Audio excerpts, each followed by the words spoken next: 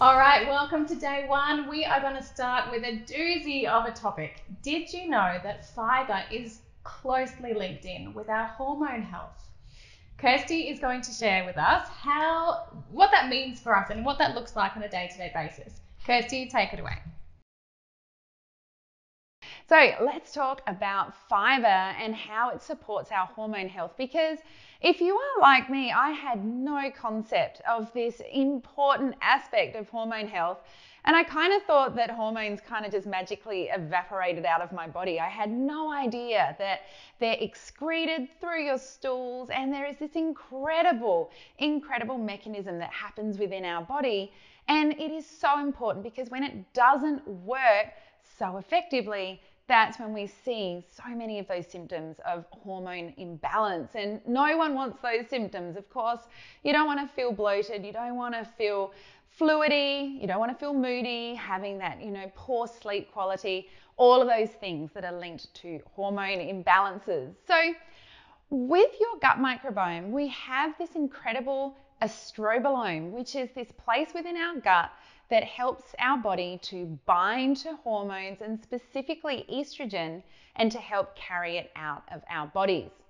We know that this concept of beta-glucuronidase, which is this enzyme within that incredible estrobolome, that helps us to absorb this estrogen.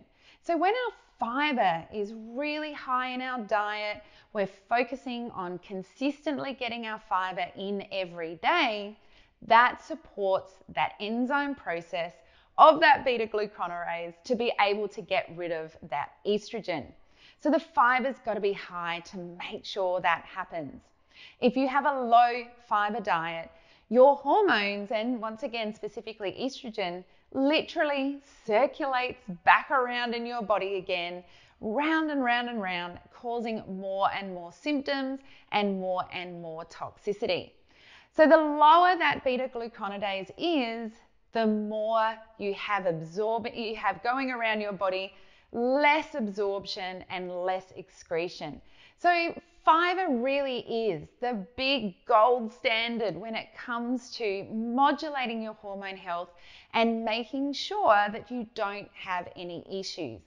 The amount of people that I see that have got skin issues, that have, terrible cycles, extreme bloating, cramping, and, of course, all of that mood stuff. If only they knew that if you increase your fiber, it's going to support making sure that those hormones leave the body.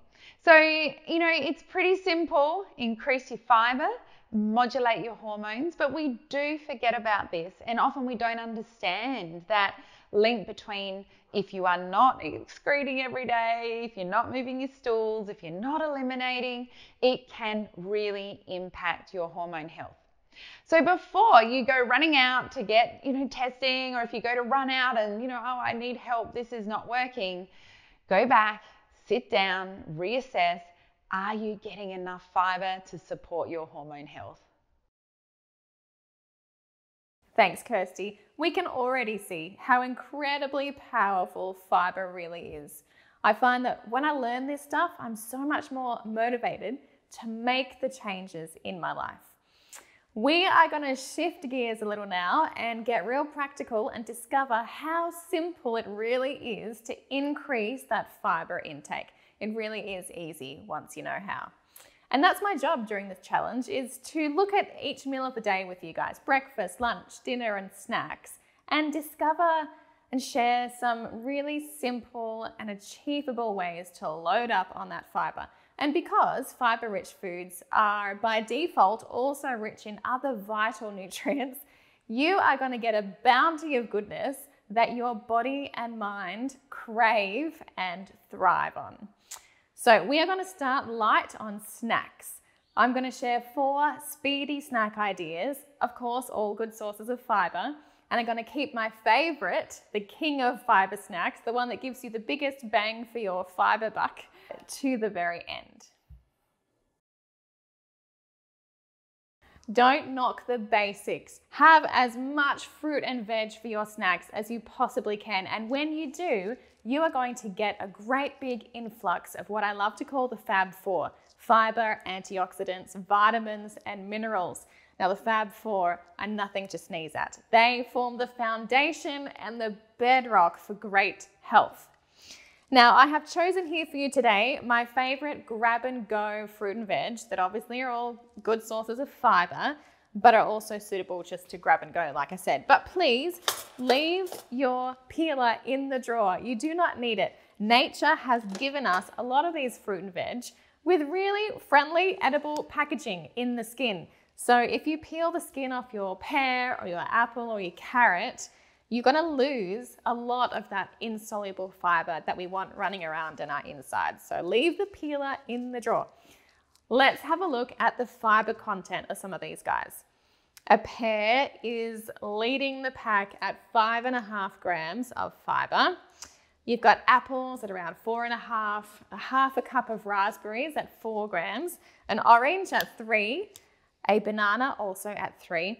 Now, some people tend to think bananas don't have fiber, but they absolutely do. The misconception comes from the fact that it's only green bananas that have a type of fiber called resistant starch, which goes in to feed all those good gut bugs that Kirsty is going to talk with us about.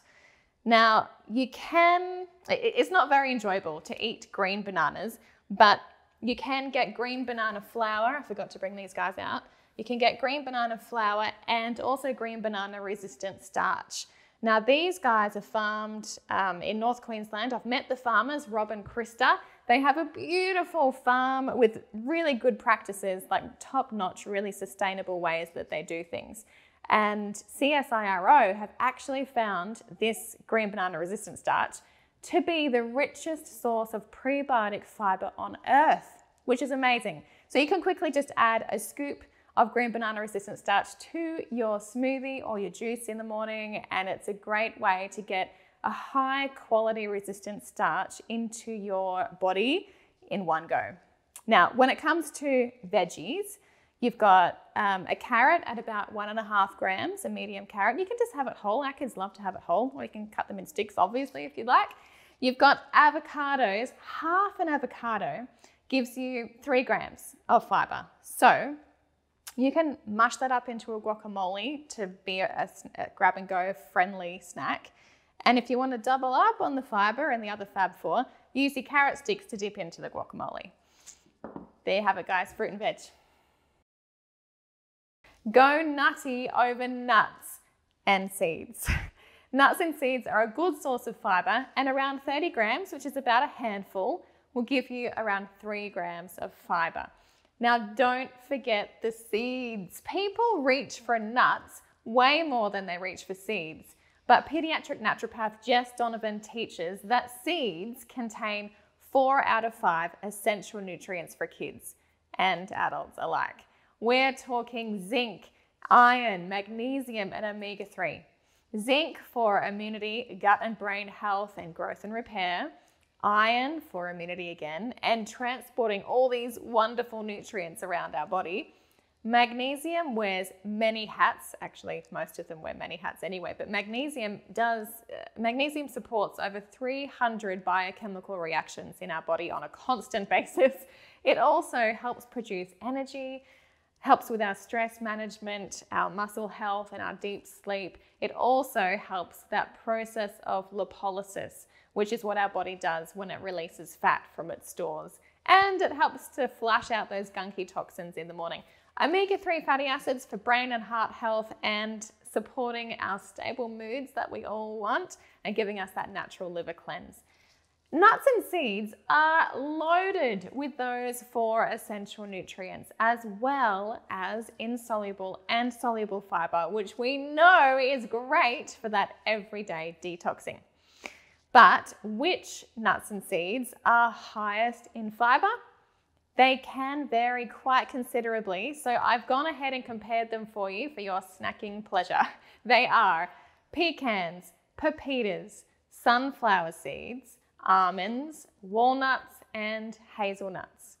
Now, it's a great idea to make a big bulk pre-mix and keep it in your pantry for when you get peckish, and even better, keep it in your car. Keeping one of these guys in my car has saved me from stopping at the servo for snacks more than once, which is definitely a good thing.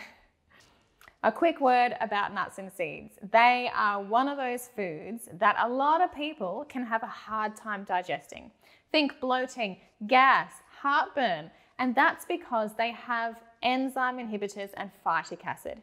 Now, not only can it make it hard to digest, but it can also stop us being able to absorb all those wonderful minerals that nuts and seeds are so rich in, like iron, zinc, magnesium, and calcium. And if we're going to go to all the effort of flooding our bodies with nutrients, the last thing we want to have happen is the inability for us to absorb those wonderful properties. So the reason that these anti-nutrients exist is quite simple. It keeps the nuts and seeds from sprouting until nature can deliver the sunshine and the rain to help them grow. So soaking the nuts and seeds in water tells them it's time to shed those anti-nutrients, and then we can benefit fully from all the wonderful things that are in them. So it might sound a bit strange to us with our modern habits, but this is how traditional cultures have prepared their nuts and seeds and legumes for centuries. And so after they're soaked, you simply rinse them and then you dump them in the oven for a few hours until they're dry on a really low temperature. And this process is called activating your nuts and seeds. An all-day nut project might sound ridiculously long before you can get to the snacking part, but not even 5 minutes of actual work is required. So it's completely doable. But if the idea of activating your nuts and seeds doesn't float your boat, don't worry, you can source them pre-activated. You can check out the Whole Food Collective, we've got you covered there. But now I want to move on to my favorite fiber-rich snack. Our last fiber-rich snack, and this is the kingpin of fiber-rich snacking. Now, before I tell you what it is, let's have a look at its merits. Remember we said that around 30 to 35 grams is a good initial goal for your fiber intake. Now, 3 grams of fiber for a snack is generally considered pretty good. But what if I were to tell you that a single serve of this snack will deliver a whopping 15 grams of fiber? It is pretty filling, so it could double as a meal for breakfast or dessert maybe. It really is that flexible. But it's not just fiber that this snack delivers so richly in. Remember how we spoke about how fiber-rich foods generally are very rich in other vital nutrients just by default. It's no exception for this snack. So let's have a look at what it delivers. When we have this snack, we are going to get a slew of antioxidants. Now remember, the antioxidants are those warriors that go into battle, the free radical invaders, if you will, inside of us. We are also going to get 37% of our zinc requirement for the day and selenium, 27% of our selenium. Now, selenium is really good for preventing cell damage, but it also supports our development of my favorite antioxidant, glutathione. Glutathione is really good for fighting oxidative stress, which we know is responsible for much of the chronic disease that we see in society these days. But it also switches on our immune system's frontline bug killers, a type of white blood cells called T cells. So selenium is amazing. B6, 37% of our B6, which increases our antibodies against infection, and it also supports that glutathione again. 35% of our iron, 27% of our protein, which is not just great for our muscles, it's also great to keep our mind sharp. 23% of our calcium and 27% of our potassium. This is a phenomenal snack. Now, if you participated in and were listening closely to Kirsty's Gut Hormone series, you might realize that this is a fabulous combination for balancing out our hormone health. Specifically, zinc, B6, and good fats are the dream team for creating and balancing our hormones. So, combine that with the fact that it's delivering just over 50% of our fiber needs for the day, if you're shooting for that 30 initially, then that's a winning fiber-rich snack that's also rich in many other nutrients. So I am super keen to show this to you guys. You're probably dying to know what it is by now. It is none other than the delicious and dead easy chia seed pudding. Now, in terms of nutrient density, which is your nutrients per calorie, it's pretty hard to beat the humble chia seed. So let's go ahead and make these chia seed puddings right now. There's a seemingly limitless number of flavor combinations and variations for chia seed puddings, and you're gonna get a few in your ebook, but today we are making Nutella pudding. Yep, it tastes really good, but don't let the name fool you. It really is packed with nutrition. Now, the thing to remember with your chia seed puddings is the ratio of seeds to liquid. Beyond that, you can go wild and have full creative license. The best ratio is 1 part seeds to 4 parts liquid. And today I'm using 3 tablespoons of chia seeds. Now, my favorite are the white spray-free Australian chia seeds, but you can use the black ones. They're very similar nutritionally. They do look a bit different in the pudding too, so you might aesthetically prefer one or the other. So 3 tablespoons of chia seed times 4 equals 12 tablespoons of liquid, which is 3/4 cup. Now you can use any liquid you like. You can use milk, water. My absolute favorite is coconut milk or cream because it gives such a creamy, decadent flavor. Now, you could take this one step further and seriously increase the benefit to your body and mind by using cultured yogurt instead of just coconut milk. That way, you're getting a therapeutic dose of probiotic bacteria as well. In fact, you'll get about 30 billion CFU per serve. So you can use the coconut cream to make that cultured yogurt. And it's so easy to do. I might film a little bonus video for you so you can see how easy it is. But today we are going to use 3/4 of coconut milk. Now it has separated a bit because it's a bit cold, so I'm going to add in some of that cream from the top as well. Woo! That's actually 3/4 right there. So you just want to pour that in and then mix until you can't see any lumps of chia seed. Okay, that's your base done.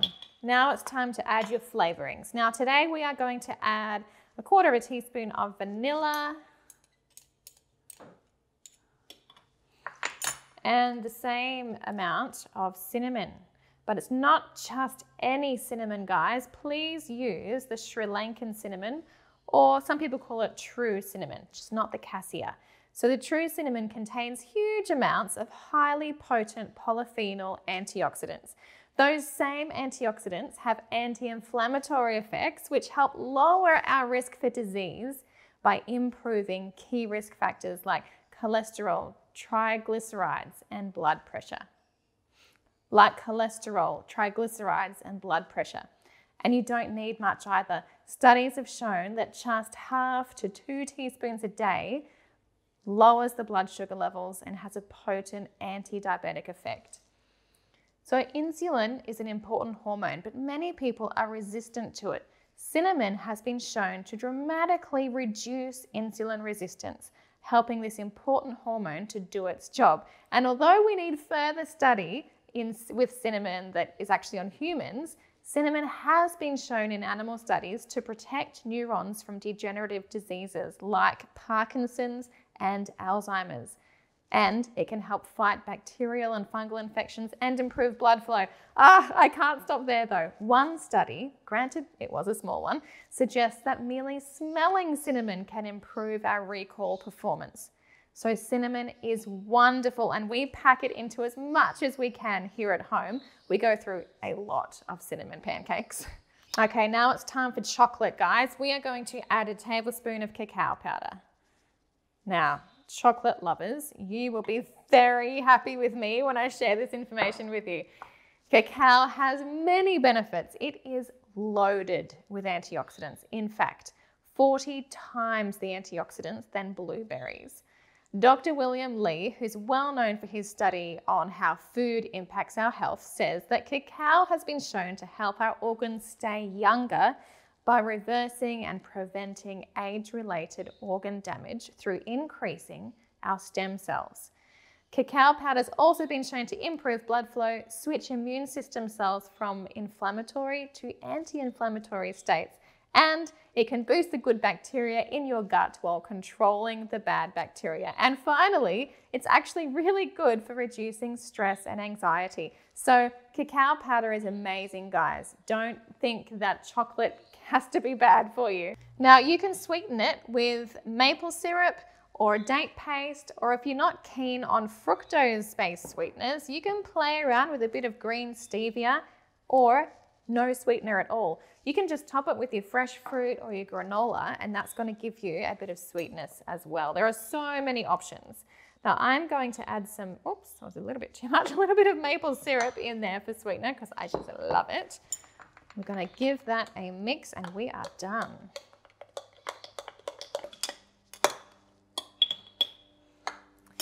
Now guys, because we have added some other dry ingredients in here like the cacao powder and the cinnamon, I forgot to tell you, if you're going to add some dry things in there with the chia seeds, just throw in a bit more liquid as well, because that's going to soak up the liquid. We don't want it too dry.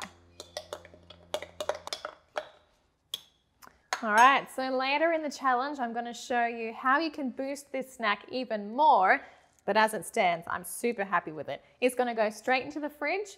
It can be there for 10 minutes or a week. It is going to sit there and just be delicious and waiting to be eaten.